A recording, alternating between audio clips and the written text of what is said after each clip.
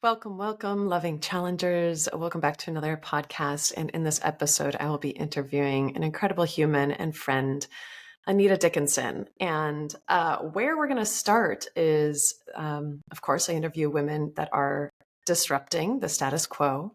And I believe Anita to be disrupting the status quo in many ways, one of which that we're really going to dig into today is getting meditation off the mat, really disrupting the ideology behind all of the meditative practices so that you can actually use these practices in your everyday life to actually impact you. And I can tell you, she's an incredible human who I have gotten the pleasure to know over the last, oh my goodness, what, Anita, 2, 3, 4 years, maybe? Four. And we finally got a chance to meet in person in Costa Rica just a couple months ago. Oh my God, I got to give you a delicious hug.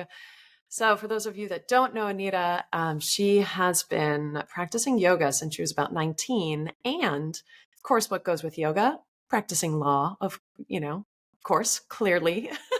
Practicing attorney in the state of Utah for 2 decades plus, and a formal meditation teacher for 15 years. And now, Anita, you've been actually doing continuing education credits for attorneys, teaching them mindfulness techniques, and your worlds are combining. And it like is such a paradox for me. And of course, it's held in you. So I can't wait for people to get to know you more. And I'm so open to wherever this conversation heads. So officially, welcome to the Loving Challenger podcast, my friend.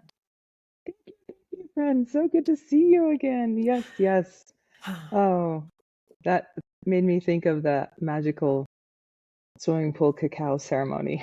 I finally got to meet. It was so nice to finally see you and hug you and say hello. And I just felt like I'd known you forever. And that was so nice to, Yeah. yeah, so Yeah, good of to see your course. That's face. how my world is these days. Like I connect with incredible humans and then finally when I get to meet them in person, just like it like levels up. And I'm sure we'll hang out more in person. And today we have people inviting or we're inviting people into our conversations, which you and I have dreamt about for a while. So I feel like this podcast is a long time in the making.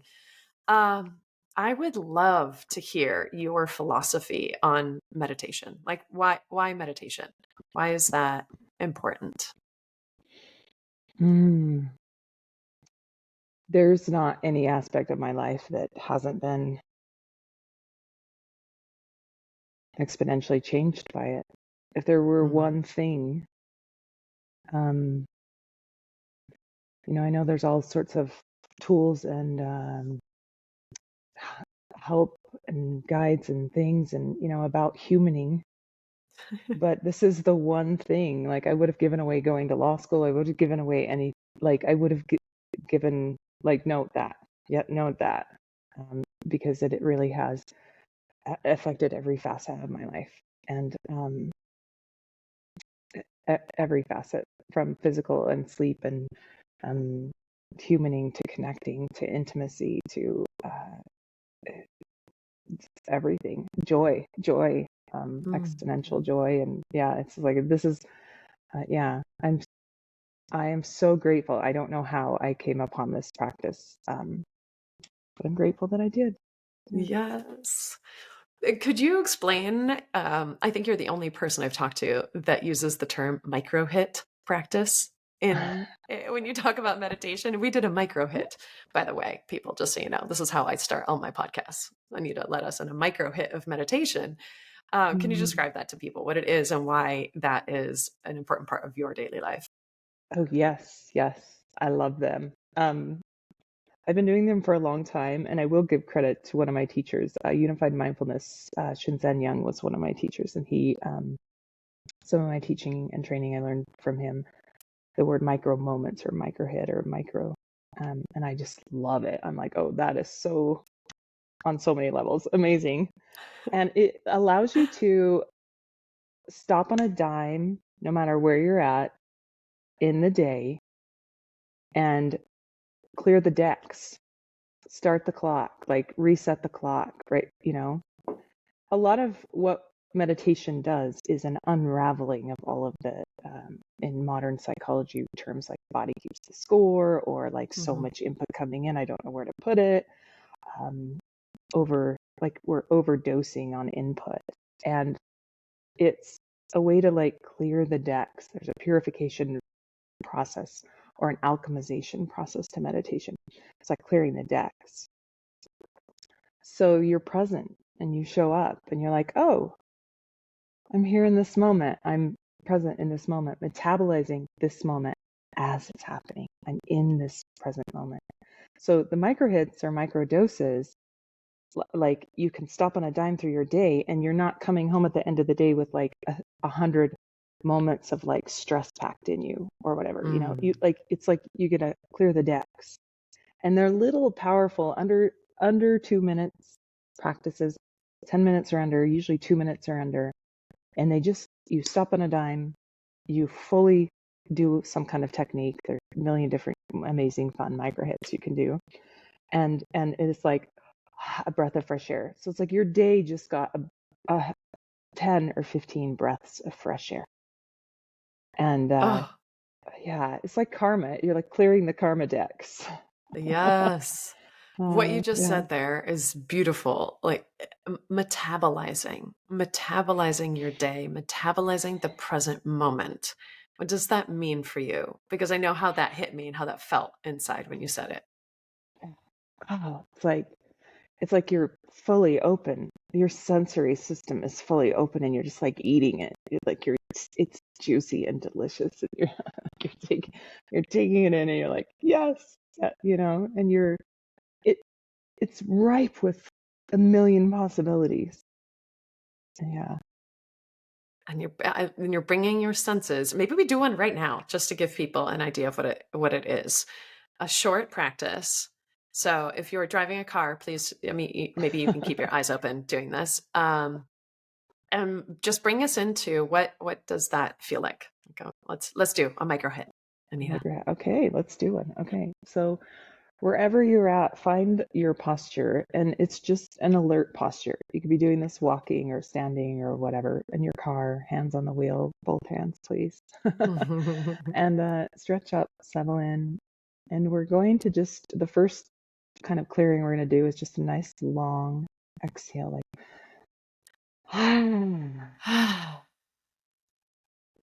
and we'll do one or two of those, just a long, luxurious exhale, ride the wave of it, let it spread through your whole body, all the way out on your fingertips and toes. You can close the eyes if you want, like, could be a yawn. And if you want to really zoom in, you can close the eyes and just take a few breaths with the mouth closed. And then you're going to feel your butt in the chair, backside supported, or feet on the ground. Something's touching the ground or the support. Feel maybe hands crossing hands, skin on skin. You can put a hand to a heart or a chest or belly. And just land.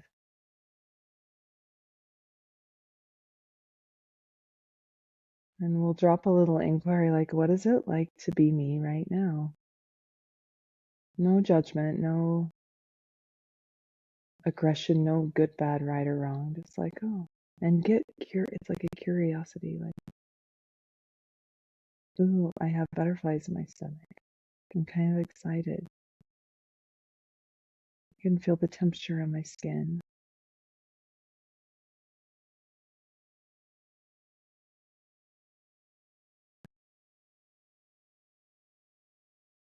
And if a to-do pops up, just whatever, let it go, let it be there, let it do its thing. You're not trying to push away any thoughts, you're just really going inward.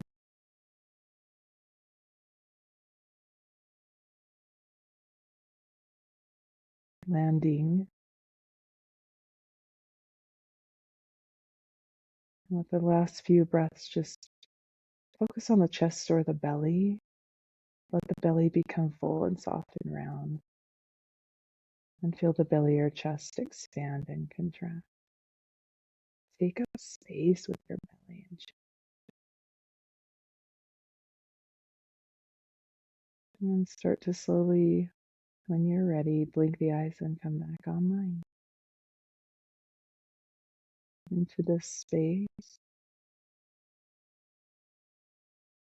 Mm. Oh, so good. That question, what is it like to be me in this moment? What is it like to be me in this moment? This consciousness that is unfolding and these senses that I have. What a beautiful question. And what struck me, Anita, is that it's really vulnerable to come into the present moment like that. It's really vulnerable. I don't know if I've done even a short meditation recorded on the podcast. I've led them. I do my own meditations and I'll record it. I don't know if I've probably yet to share some on this platform, but it's really vulnerable to be in the moment. Um, because I feel like, you know, in that moment, what I received from you is I can see all the places where I use my words maybe to kind of keep a little bit of a barrier or to keep myself busy or active or engaging or engaged. And without that, it's like a stripping away of, oh, this is just my point of consciousness right now. Um, yeah, so that's kind of my takeaway. Just this beautiful vulnerability of having my eyes closed. And yes, I'm with you, and I know that this will be shared with other people. Um, Such a beautiful, beautiful practice. And you've led me through so many meditations. I took your 8-week course, and then we did the retreat down here, and you led more meditations. And I've learned so many really practical practices. That's a bit redundant, but practices that I use all the time now.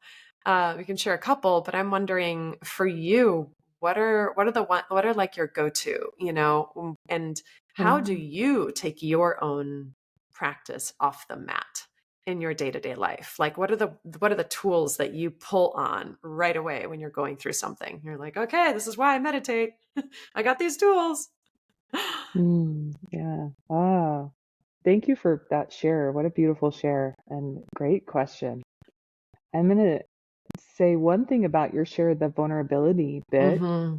That is one of my go-tos because in that practice over time, over and over and over and over, that practice, it does bring up those little vulnerable edges and sensations and fields of like, oh, in this moment, I'm like ego is tracking or this is, and that is when I'm not present or I'm off track or I'm just befuzzled or lack of a better word or pissed or whatever. I'm like, oh, I stop and do that exact thing. Like, what's it like to be me right now, honestly? And it's just like when you do it over and over, it in real life and out in the real world with the other Uh-huh. kiddos, it can feel really vulnerable. And that's been probably one of the most paramount practice for me to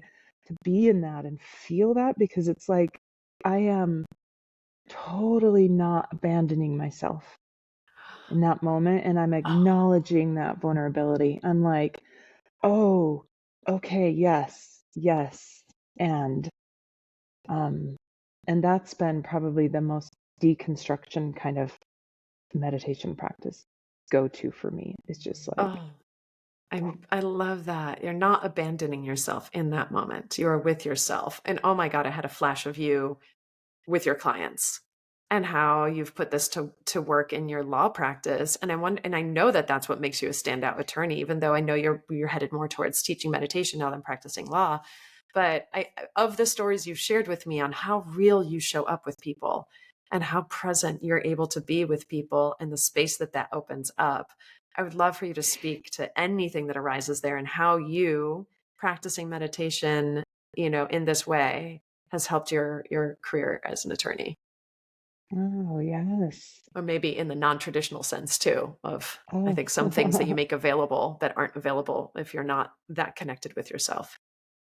Yes. As if I'm not connected with myself, when I'm in that space, I can feel there's a resonance with the other person in front of you, and you can see the cues there's an attunement that can happen.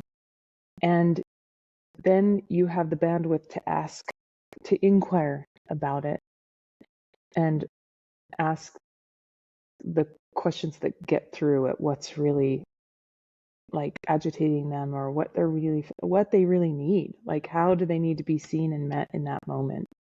Mm. And to give them the freedom and space to be vulnerable. And it's a really weird thing when they see their attorney to be vulnerable. Then they're like, oh, and I do that often. I just taught an empathy fatigue and vulnerability CLE to lawyers, and I was like, I said a lot of things in that I've never heard anywhere near a law school or a courtroom before, but I have felt Wow. on the back end through the comments, this is what I'm going through, Anita. Oh my God, I'm burning out. Like, it's there, but it's not spoken. So let's frame this. You're talking with 500 attorneys online with a continuing education class, talking about what you just said, empathy fatigue, and creating a space for attorneys that I think above all practitioners, maybe doctors too, that aren't like allowed to go into that space in themselves. Um, oh my goodness. It's amazing. How did it feel to teach that? And then what responses did you get back from people? That felt really vulnerable. Talk about vulnerable. That felt really vulnerable. And I had taken my 96 and 82-year-old parents to a family reunion. I was in a VRBO house doing that. So talk about empathy fatigue. But You what were was literally beautiful, fatigued with your empathy as you were with your aging parents while you're teaching this. yeah, Oh my God. So meta. but, but like that's how you roll. It's like, oh yeah, of course that would come up right Of now, right? course. That's how it rolls. Like, it's like, you want to do that? Okay, we're going to show you really what that looks like. Oh my God. My phrase for that is you teach what you learn and you learn what you teach. There's actually no separation. In the French language, it's apprendre. That means to teach and to learn. Yeah, it's the same. Oh, I love It's the it. same, Oh, same. yes. Anyway, so you're sitting here, you're teaching this to a bunch of attorneys online. You're feeling vulnerable. How are you letting that like lead and be so present with your vulnerability? Mm. It was, I was able to ask some things that, like, I talked to them about boundaries, setting boundaries, and what that looks like and how that relates to empathy fatigue. But I mentioned a few things in there that are, traditionally, I think it can be harder for people to set boundaries in general, lawyers in general, but also kind of women in general. And I Mm. wanted to, like, I addressed Hmm. some of those nooks and crannies, and I addressed that men, especially masculine attorneys, like, what empathy, what, and I went into like that ridiculous maxim we have in the law, that law is reason free of passion. Like, that is very only half wrong, and very much led our industry in the wrong direction. Oh my So God. Wait, it say was that like a one more time. What's the maxim? Our law is one more time. law is reason free of passion. Okay, law is reason free of passion. How messed up is that? Right? It like excludes half of our human beingness, which is our ability to feel. And it completely discounts it. Oh my God, I have to go into a little rant here. My dad is an attorney. So I was raised by someone who looked very much down on anything that was emotional, and that one should be able to control one's emotions. And that is the ultimate, that they do not hold meaning or value. And then on the other side, my mom was like a super emotional person. Spiritual woo woo was like, how in the world did these two humans connect? Um, but yeah, that's okay. Mm. That's really funny. Is that the law literally says, yeah, free of this emotional space, and here you are teaching empathy. Hmm. And that's like, how many, like, that's baked in our legal system. Hmm. So that conversation, I think, was like a breath of fresh air for many of them. There were a lot of positive comments, but also like, okay, how the hell do we even do that? Like, how do you, it went from like, we can't do that. Um, Wait, what's the that? the empathy. Like, Okay. how do we, emotions, empathy, like, how do we, like, no, we're just taught to compartmentalize them and put them over here in a bucket. Like, wait, I don't know how to let them out or what, So, but it was a beautiful start to that conversation. And I will keep opening those conversations. And a few reached out after.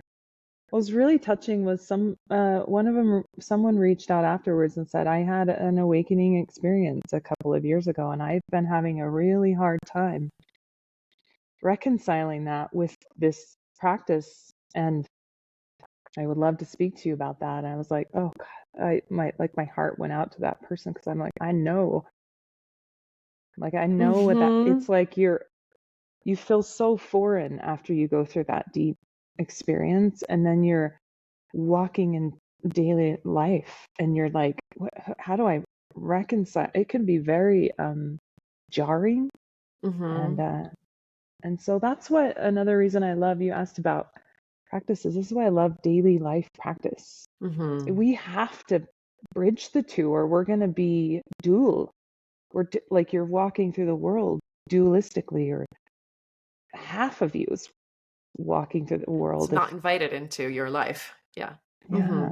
Yeah, that's how I Yes. felt for a really long time. And I've been working the last couple of years specifically. My own path has been the self-love journey. It's like, how do I reconcile my inner world with my outer world? Because they feel so separate. And now they're much more combined. Oh God, I remember the first time I talked to you, Anita, about these practices and about bringing meditation off the mat. And I felt so validated, actually, because I was like, oh, I've been doing this. And I haven't let myself call it meditation, because it wasn't sitting on the mat and doing exactly what the gurus are telling you to do, exactly how to do it, which I think is ideological and just as, possibly harmful as any ideology, because we're always searching for right. But I remember, I don't know if you use the example about standing in a grocery line and like, and just actually being really present there. And I remember doing that in Chicago. This was 10, 15 years ago. It's a long line, taking a couple deep breaths, being like, I am here now. I'm here now. This is where I am. This is what this is what is around me, tuning into some of the conversations, just being at peace with, I am in line right now. And it took that stressful, like, got to get through this fast. This is not what I needed to be or what I wanted it to be, to I'm in my body right now. And it was like those micro hit practices that you talk about. So I'm wondering how, and that was me just doing it like intentionally, but unintentionally, really, just to try to make peace with the moment. And I would love to hear more of your practices and when you bring meditation into your everyday life. Oh, yes. Yeah. That probably was me. I'm like on the way into the grocery store, in the line of the grocery store, while you're waiting. Yes. Anytime you're waiting anywhere, anytime you're like, I'm bored, I'm in a meeting right now. I even teach people about meditating in like boring board meetings. So I'm like, Oh. it's really like, how much attention span do I need to pay to this thing?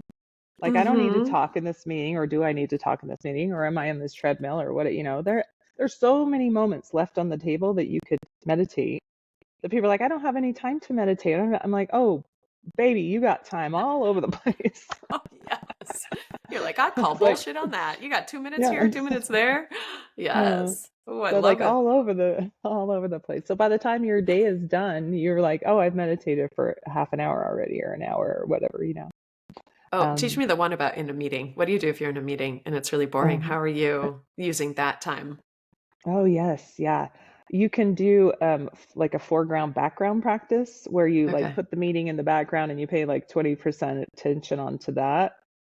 And then you're doing a technique for 80%, and it really could be cool. You could do a technique or a practice, like a physical sensation practice, like that, like a feel out, or deconstruction of vipassana, or whatever you call it, feeling your body getting really into your sensory system, into the physical body or emotions. And or you can like pour your attention out and just see out, hear out, feel out.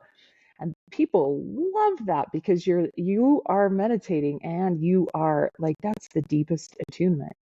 Like, you hold Yes. some attention in yourself, but you're like, all the sights, the sounds, and then So they you feel went through that seen. really fast. Let's actually do that. What would people do if you're they're obviously maybe listening to this right now, and you can do it at the same time. So bring us into that feel out world or the feel in world or whatever, see out, all of the things you just said really quickly. Oh, yes, yes. Okay, let me see. I'm trying to think for them if they're hearing mostly.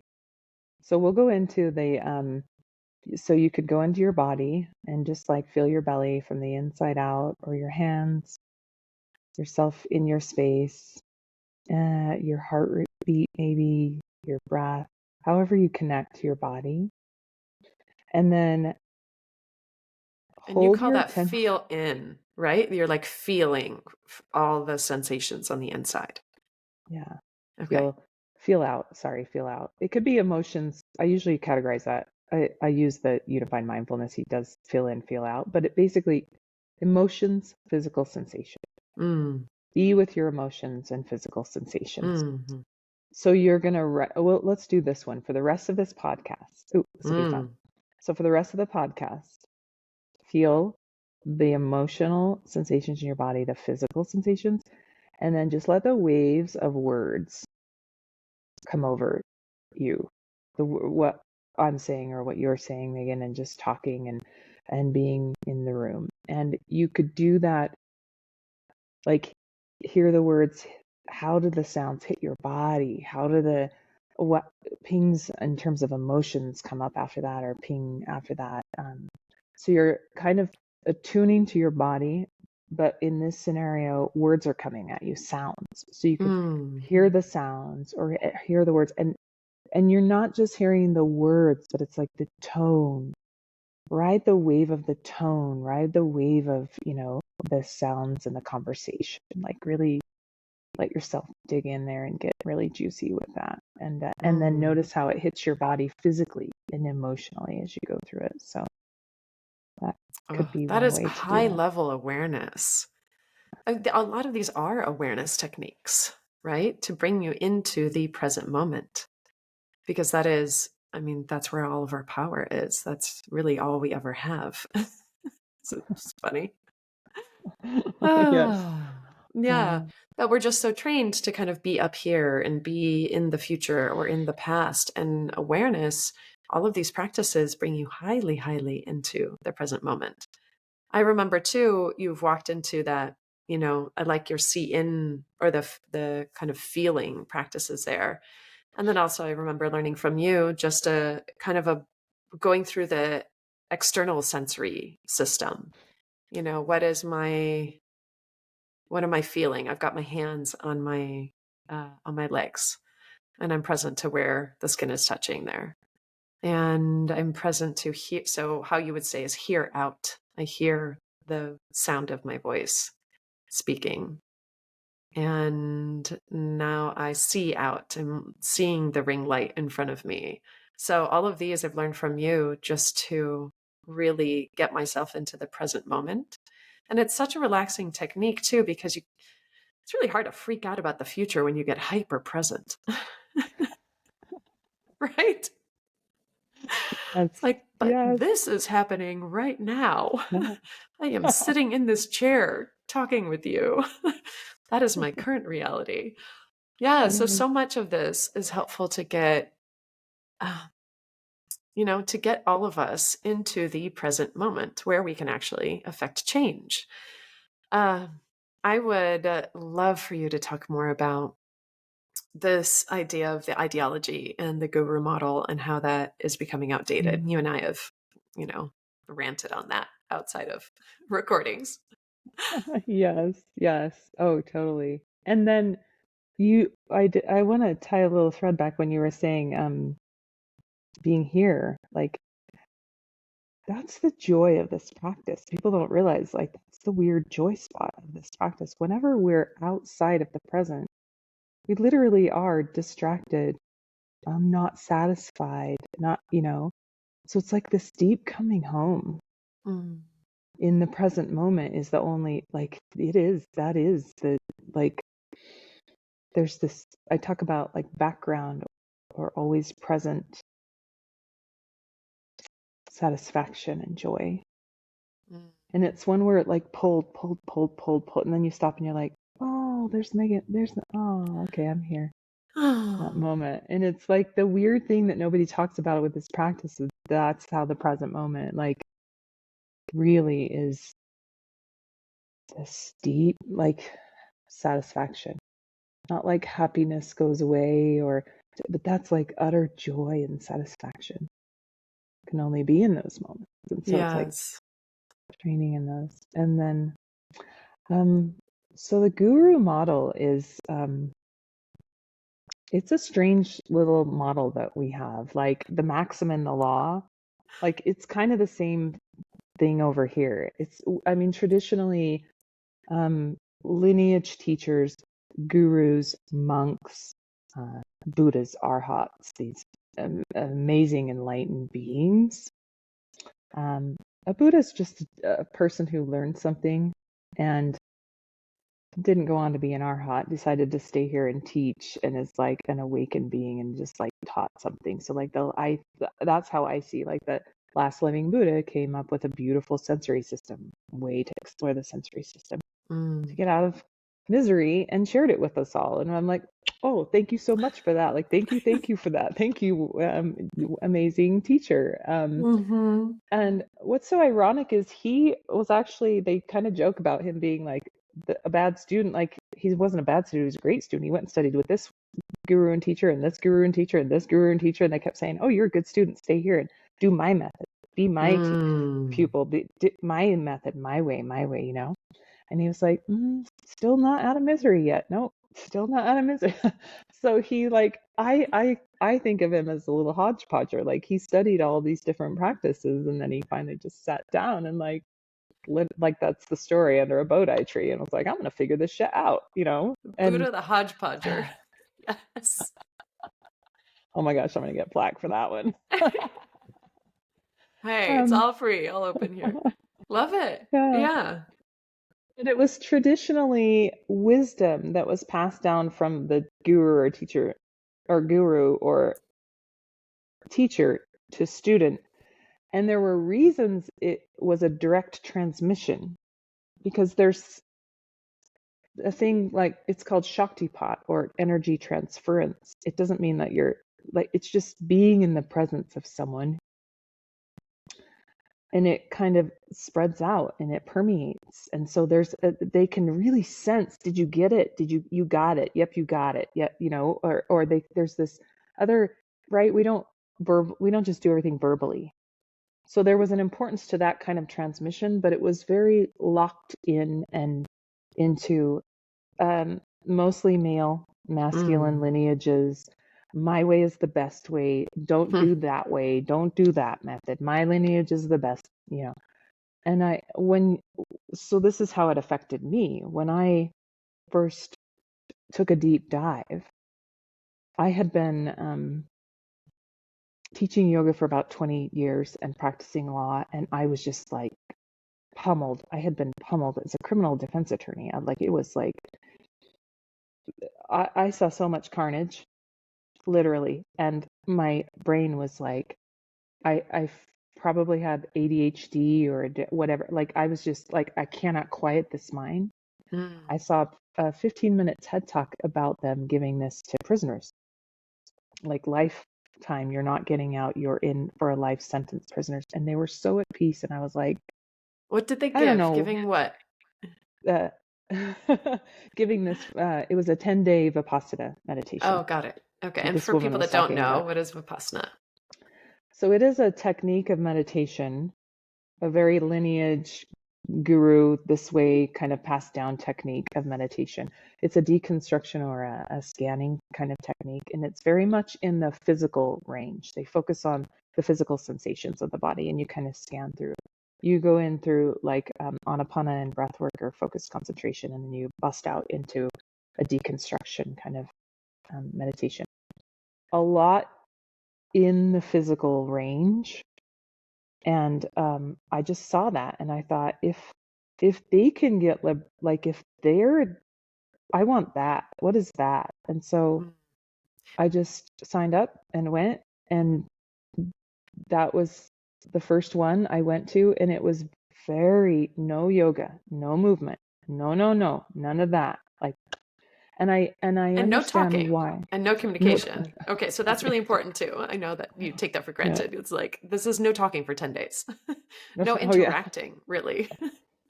Yeah, Uh-huh. yeah. Noble silence is like, I am not going to outwardly try to communicate with anyone. No eye contact, no, like it's so weird Mm. how randomly we do that and don't even know that we do that. Mhm. Um, and I am so grateful for that. And for me, it was a really deep dive, but like there was a woman that like lost it in the middle of that. Like there was Mm. there was like this blood curdling scream, and I was like, oh, that is a disconnect, because it was very strict. And it's Mm. very what they call dry. There's a dry practice and a wet, a lubricated. Let's put some grease in the wheels. Let's like drink some water while we're digesting all of that dry, you know. And so there are reasons that they do all of that, and I loved many bits of that technique. But it was very, for me, it was helpful to move my body. I had practiced yoga forever. Like it was, I to infuse those things in, um, brought depth and richness.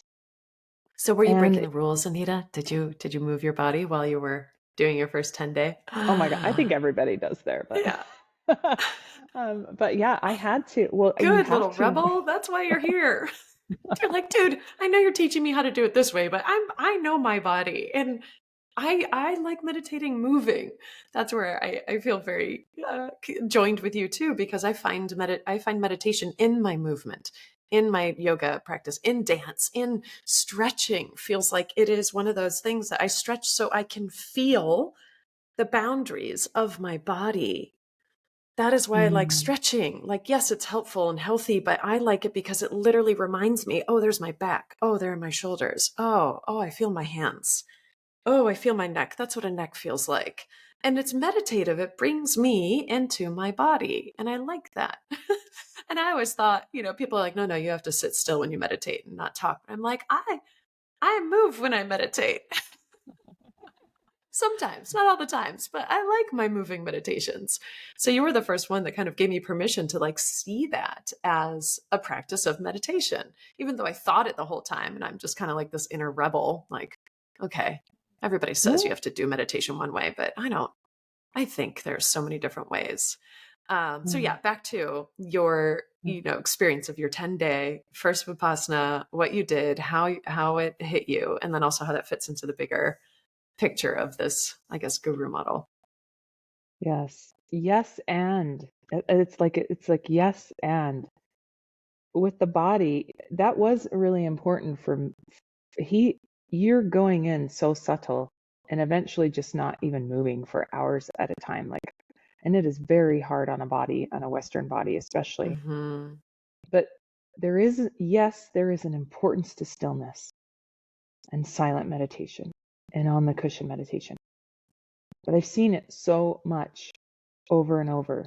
Like, if that is your practice, when you get into the chaos of life, what are you going to do?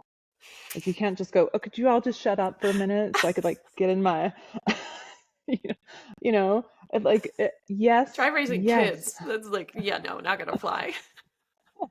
Yeah. So it's important to go deep in that. Like, I have had more profound experiences. I have done psychedelics or entheogens or other types of things. Hmm. I have explored different aspects of using tools or awakening things, or and just straight in meditation, I've had more profound experiences Mm. like that were just mind blowing. And there was a moment in that sit and practice where, yes, I realized we're not trapped in these bodies. Like, my body was aching for days and days and days. And finally, on the fifth or the sixth day, I was like, I, I don't know how much, I don't know. And then something just broke, like something just opened, and every cell and fiber in my body was light. All of the pain was Mm. gone. And I realized in that moment how much mental, it's physical. It's like that. It was like the story fell away and something opened up. And so I'm forever grateful for that depth. That's why I love to do retreats, to get people can get deep in those places. Mm. But like you just said, we have bodies. We're not monks that do not have, sexual relations and like there's a very in we're householders. So we deal with money and sex and all of the things that we need to deal with. And so, and ironically, like of the 97% of the populace that is meditating, it is householders. But we're all um, like yielding and bending to this like very old school model that there are way more male teachers, lineage teachers, than there are female teachers. And then the women are like, oh, you go teach yoga, or you're teaching yoga, and that is slowly changing right now. But we need a balanced approach. And if, 97% of us are householders and dealing, why not bring deep present moment awareness of your juicy body into sex and intimacy and connection? Like that was just mind-blowing experience, right? Like you said, like I'm in this body. I forget I'm in this body, And so I love movements like auto move. Shinzen coined this one, auto move. It's like a spontaneous movement. It'd be like ecstatic dance. That is Yes, a that meditation. is. Yeah, If it you, is. yes, you're in it. You're being danced. This is what Yes. you're being meditated. When you get it, you're like, oh, I just step out of the fucking way. Uh-huh. And like life dances through me. And that is meditation, baby. Like that is. Totally. When you can get out of your head, because there's a sweet spot where you're like not thinking about what is the next move. It's not about that. It's not what do I look like? What is the next move? What am I going to do now? It's, oh, look at my body's moving this way. Oh, and now it's moving this way. And then it stopped for a second and it slowed down and no, it's picking back up again. And, I like that you said it, I'm being danced in those moments. And that is when the mind is out of the way and the body is leading. And there is a surrender practice there when you're, I think, in those states of, for me, ecstatic dance, or even if I can get into it 5 minutes in my kitchen. It's like a micro hit practice. By the way, I think I just saw a study recently that dance is one of the most effective antidepressants, even beyond just regular exercise. That like dance specifically, and I'm like, oh yeah, there's something there.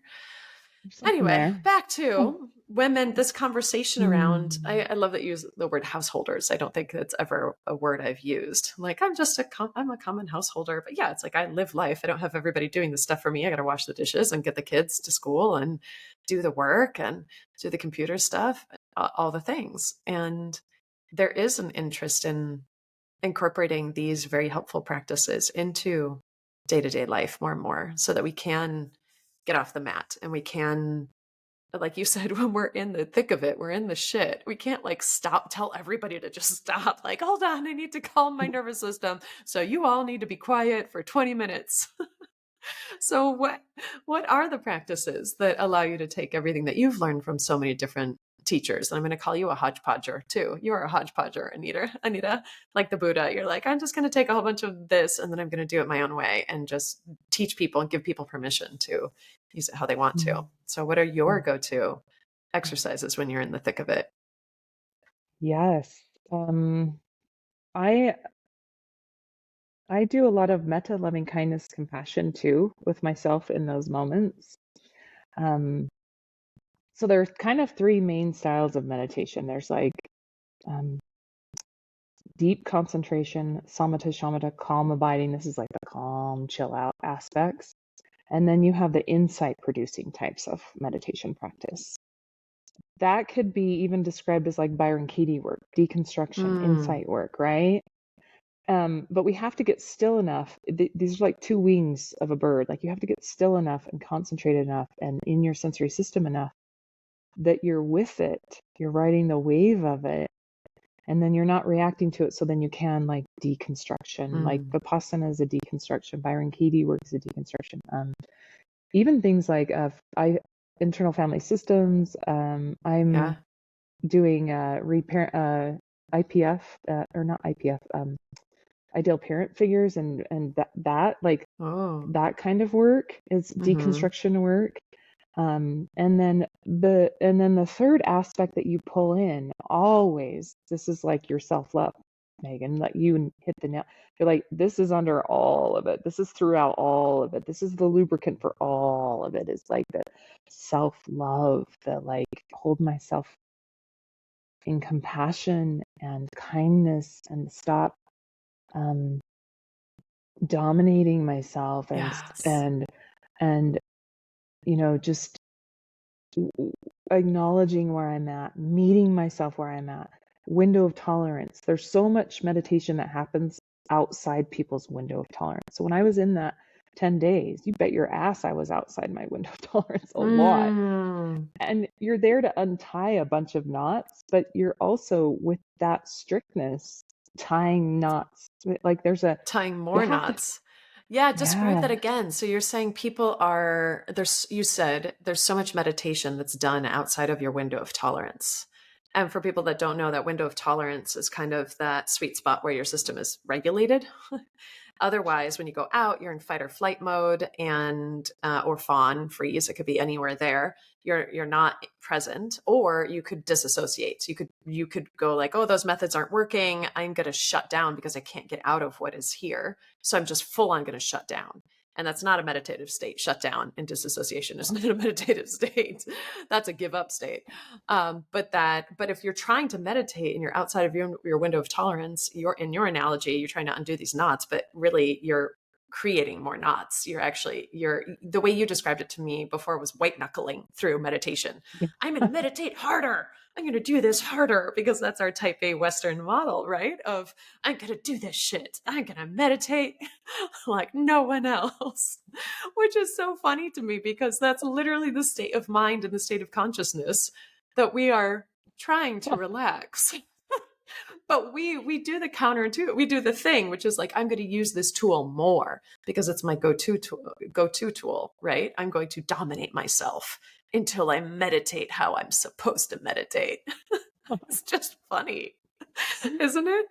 So thank Yes. you for the shout out on like the whole self-love practice. What I've been trying to practice for 4 or 5 years now is, can I get to a state where the background conversation isn't, am I doing this right? Or I'm doing this wrong? Or, there's like that whole background conversation that we don't notice until we can get still enough to bring ourselves there to say like, oh, I'm Mm, I'm going into this with the question, am I doing this right? Which is already going to orient yourself into right and wrong, right?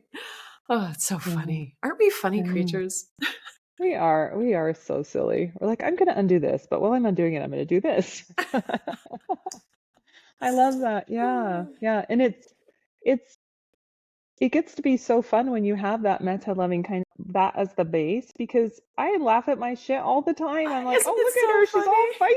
feisty, she's all this right now, she's really passionate, she's really mad about that. And that was another thing. Like, you're not nothing was about emotions those first, like, that was a whole 10 days. And it was just like, see all your crazy shit, see all your crazy shit. And then on the 10th day, it was like, here is meta loving kindness. And I was like, wait, why wasn't this given on the first day? Like, wait, did I miss that orientation? Well, what was the difference? What is meta loving kindness to you? How do you get there? I know what I've been working on. I have no idea. I'm just kind of like I'm like hacking away like up my own path in a jungle. I'm like, I don't know. I'm gonna try this way. What was meta loving kindness and how was that brought to you? Yes. I love your hacking, by the way. Thank you for you're hacking new ways so I can hack new ways, and we're all going to hack new ways. I love this. It's Yes. great.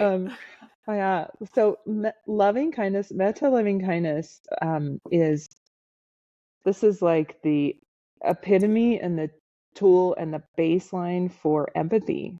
Like, it comes from I call it the first rule of meta, like it's Fight Club, like the first rule of Fight Club. The first rule of everything in the whole entire universe is meta. And the first rule of meta is for myself first. Mm, Like keeping my side of the street clean, being with myself, holding mm, myself. Can I, because otherwise we're just like these hungry ghosts out here. We're like, you fill me up, mhm, or we're like, whatever, I'll take care of myself, but I'm gonna take care of you first. You first. I'll take care of you first. So we're interacting with the world from this place where we're like half filled up or like mm, half empty or tired or um how this looks like for me in real life is holding that myself in that bandwidth and admitting out loud. Now I get to it. I tell people I finally like started to you get more bold and more brave and more bold. So I will tell people like I have got like not a lot of mental bandwidth right now. I'm here physically, but I'm not here at like a lot mentally, or my emotions are way off the charts right now. Like knowing where I'm at so I can take yes. accountability for myself to soothe myself and then show up in the world. And it's so amazing, like with partners, like Mhm, Roger will come home from work and I can just see it on his face, or he can see it on my face, or like where we're not in a great spot and we're constantly like, okay, I'm just holding my shit together right now. Like like I'm with my shit right now. I love you. I support you. And you're like, oh, I got it. You go do what. Or when yeah, he has more bandwidth or I have more bandwidth, then I can go, hey, how can I support you? Like, because I have it. And I'm like, oh, yes. hey, how. And it's not this needy, clingy thing. It's this, this is how we're meant to interact as humans. It's our humanness. It's our humaning. Like you started Yeah. out saying, "Oh my God, I have to do that with my kids all the time." And how I would translate that is really just for me the basics of self-awareness and Hmm. self-acceptance. Like I accept I'm at like 20% capacity right now. Instead of I would white knuckle through all the time, be like, no, I got this. Yes. I was doing a disservice to myself and everyone else around me. And I have to tell my kids, like, okay, I'm really not I'm full. I'm full up to here. My inside world is so noisy. I'm having a really hard time hearing you or doing anything you need. I need to take care of this first. Or, Yeah. just it's I mean I think it's as honest I can be with my kids especially so that they know what Mm. capacity I have. But yeah, if, Yes. and there's so And many that's so ways that I hard. relate. Oh, yeah. It is, right? It is, and it's Yeah. good. And I think that this is kind of the learning of this generation. Our generation is to notice we are human beings Mm. with a human nervous system, which has limiting capacities. We might consider, our mind might be even more limitless because we can kind of escape out of our body, but our body's here. We're living in a 3D body. And until we fully accept that and we take responsibility for this body of ours and knowing when it's regulated or dysregulated, Mm. and what's going on, so we can communicate it. To me, that's like that will be base education in the future. Like we're going to look Yeah. back at our educational system and be like, God, they were in the dark ages. They weren't Yes. even teaching people about being human. They Yes. were like trying to cram Yes. through all this information without going like, you have a body. You You have a have a body body. and emotions and they, yes, yes. Oh, Yeah. and one other It's thing too, Anita, is that I saw when I was taking my what was it called? Psychedelic somatic facilitation course. The teacher was just showed a simple diagram of the frequency of the mind, super, super fast. The mm. frequency of the heart, a little slower, but still emotions are, they're still moving at a quicker clip. The frequency of the body, super slow. It's earth, it's tangible. And so Ooh. all of these practices to me are a slow down practice because our body literally cannot keep up with our emotions and with our mind. And if our body can't keep up, we are asking our physical body to jump ahead to where it is not. So our mind Mm. and our emotions have to slow down just for a little bit to get present, to get aligned. And this to me is the alignment of body, heart, mind, and spirit.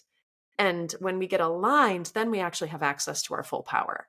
And to Mm. me, that is the source of, like, the whole reason for meditation to me is to actually remember and come back into myself and see myself as that Mm. source power and that creator. So it's not that I can do it all the time. I love that. Oh my, you just described something to me. Thank you. That Oh, like I don't know how to put into to words when people ask like, what do you do? How do you do it? Where do you it's like dropping down into that yeah. body. Yeah.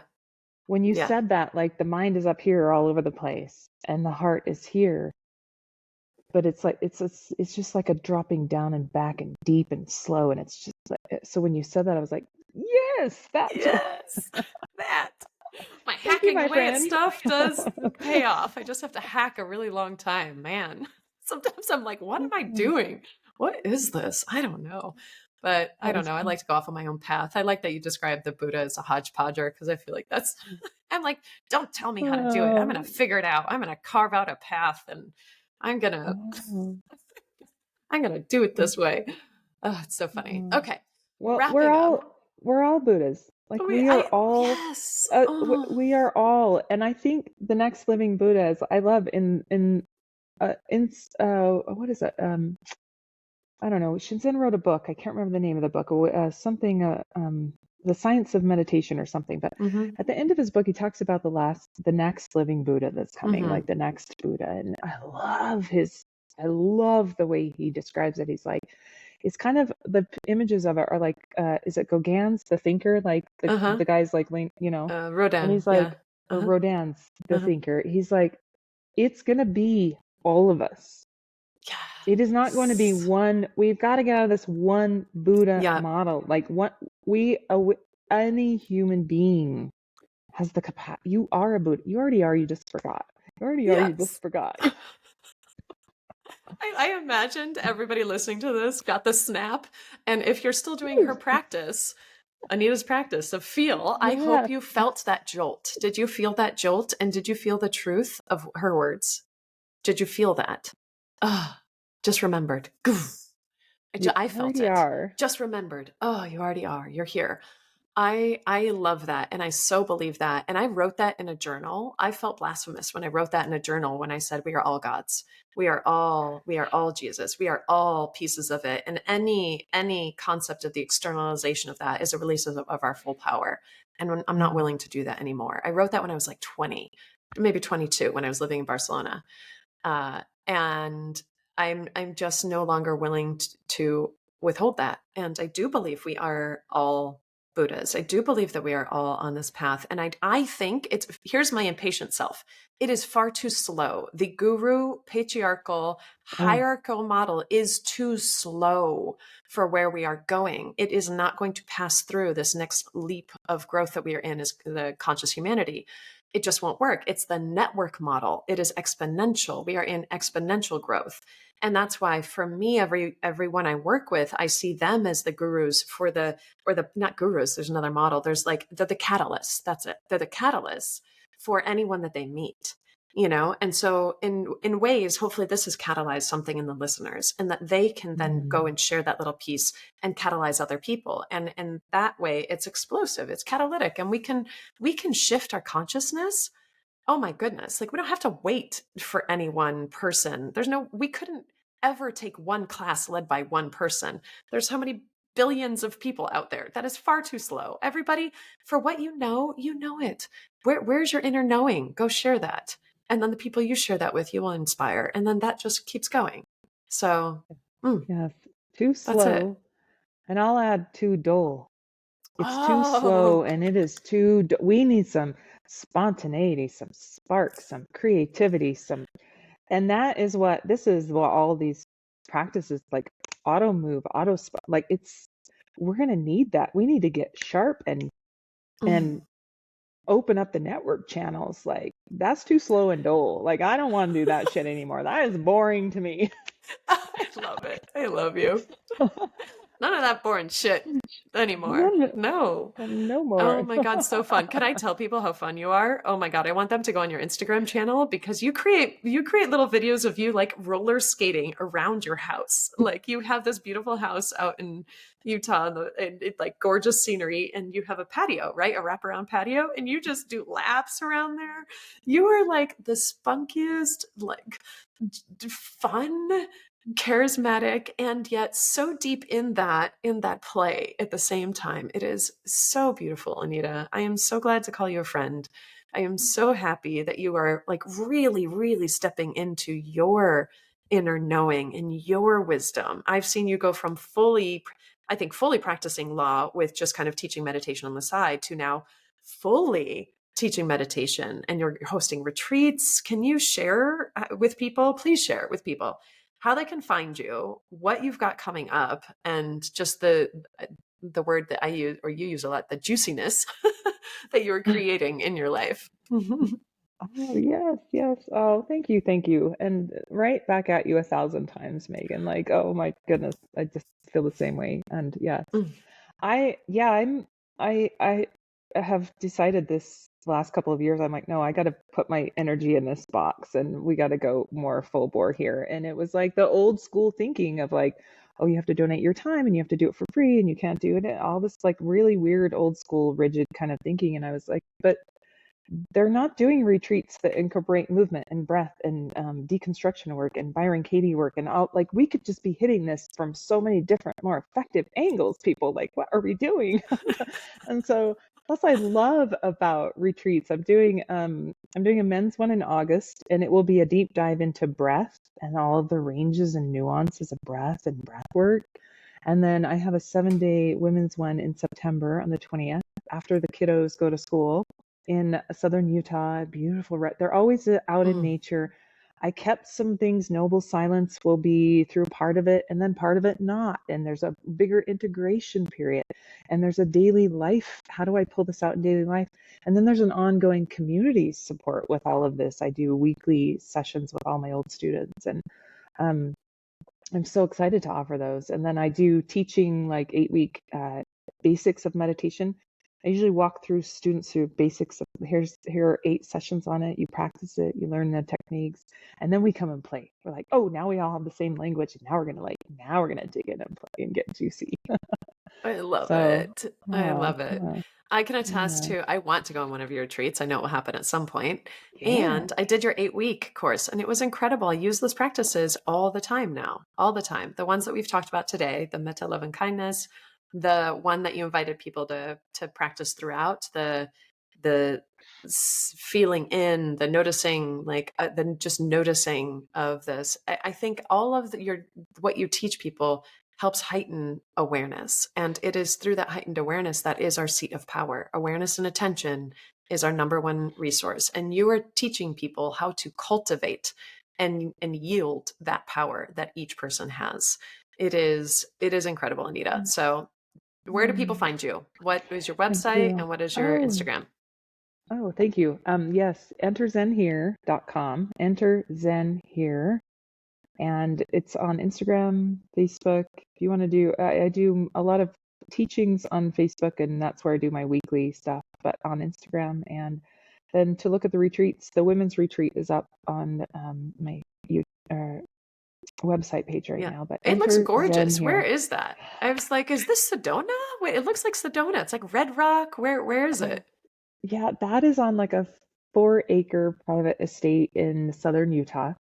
It's like backing a big red rock mountain. There's a huge backyard. We're gonna play and have so much fun there, and it's like it's gorgeous. But it's in St. George, southern Utah, kind of near the Arizona border. A Okay. couple hours, about like an hour and a half from Vegas. You fly into Vegas and go in that way. Or Got it. It looks yeah, beautiful. yeah. I'm Beautiful, excited about beautiful. that one. Yeah, Oh, well, this yeah. has been delightful. Any other final thoughts that you want to leave people with? Mm, mm.